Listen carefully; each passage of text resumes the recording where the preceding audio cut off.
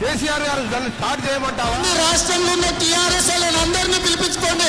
నల్గొండ ఉన్న మోరీలన్నీ కూడా టీఆర్ఎస్ అడ్డం వస్తే కొండలతో నింపేస్తాను మీ టీఆర్ఎస్ కార్యకర్తల్ని.